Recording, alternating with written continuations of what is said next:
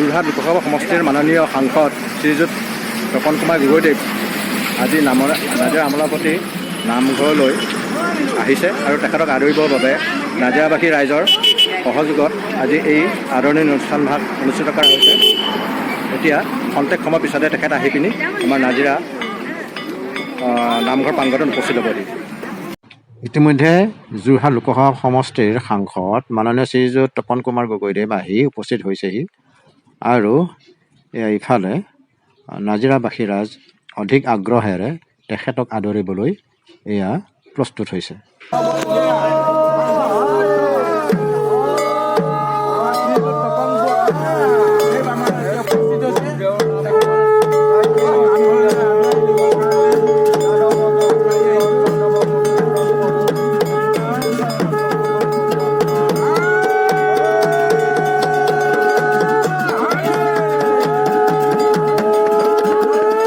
মাননীয় সাংসদ তপন কুমাৰ গগৈদেৱক নাজিৰা আমোলাপট্টি ৰাইজে আদৰণি জনাইছে।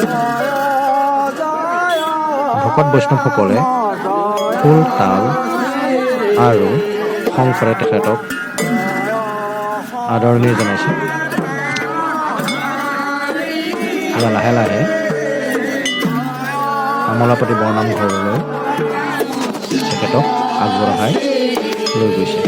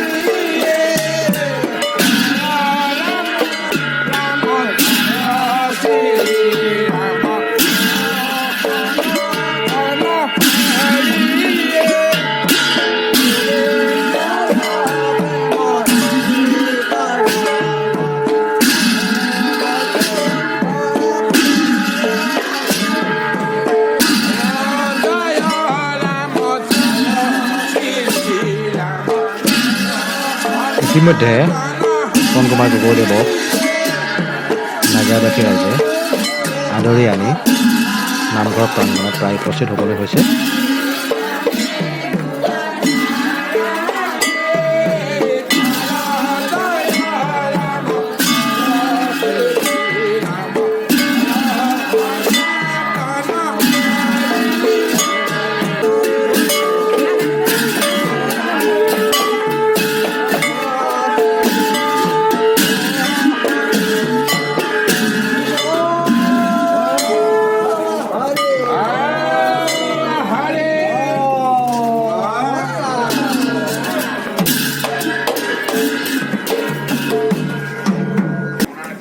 সভা আৰম্ভ হোৱাৰ প্ৰাক্ষণত গণেশ হাজৰিকাদেৱে তপন গগৈদেৱক আদৰণি জনায়।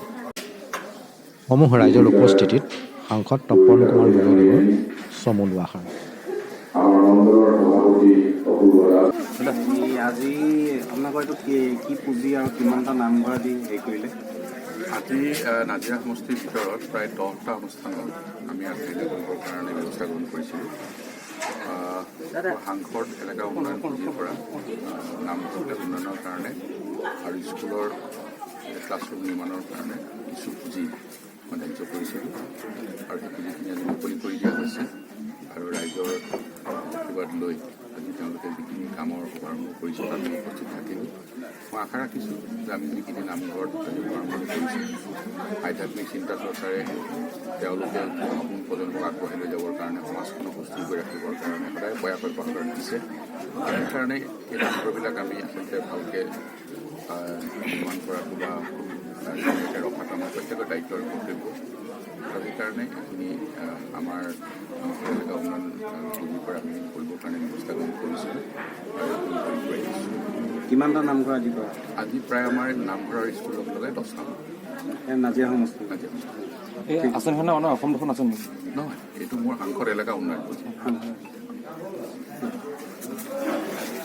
ধৰক নাজিয়া সমষ্টি সাংসদটো যি নামগৰাকী আধাৰ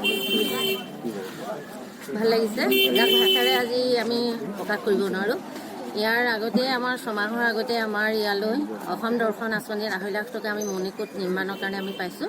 আৰু আজি 5 মাহমানৰ আগতে মই ব্যক্তিগত হিচাপে সাংসদ পুঁজি বিচাৰিছিলোঁ। বিচৰাৰ কাৰণে তেখেতলোকে ক'লে ঠিক আছে বাইদেউ, আমি এখন লিষ্ট বনাই আছোঁ, সেই লিষ্টখনতে আপোনাৰ আমোলাপতি নামঘৰটো আমি ভৰাই দিম। নামটো ভৰাই দিয়াৰ পিছত আজি এমাহমানৰ পিছত মোলৈ সাংসদৰ PA ফোন কৰি জনালে যে বাইদেউ আপোনাৰ নামঘৰটো চেংচন হৈছে, আপুনি এষ্টিমেট বনাই দিব লাগে। মই এষ্টিমেট DC অফিচলৈ গ'লোঁ, কেনেধৰণে বনাব লাগে, কি কৰিব লাগে সকলোখিনি বনাই পিনি কামটো পৌৰসভাৰ লগত যোগাযোগ কৰি আগবঢ়াই দিলোঁ। আগবঢ়োৱাৰ পিছত তেখেতলোকে ক'লে যে আমি অতি সোনকালে আধাৰশিলা স্থাপন কৰিম।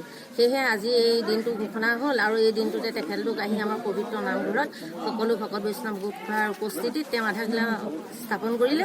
তাৰ বাবে আমি নথৈ ভুগি আৰু আমি আমোলাপতি ৰাইজৰ হৈ তেখেতক আন্তৰিক অভিনন্দন আৰু আশীৰ্বাদ জ্ঞাপন কৰিছোঁ। ভগৱানে তেওঁ কৰ্মজীৱনৰ দীৰ্ঘায়ু কামনা কৰিব। এইটো 2 লাখ টকা। 2 লাখ টকা যদিও মই তেখেতক কাণে কাণে এটা কথা কৈছোঁ যে আমাৰ যিটো অসম দৰ্শন আঁচনি দিলে 2.5 লাখ টকা, সেইটো পুঁজিয়ে হয়তো আমাৰ মণিকোটটো সম্পূৰ্ণ নহ'ব।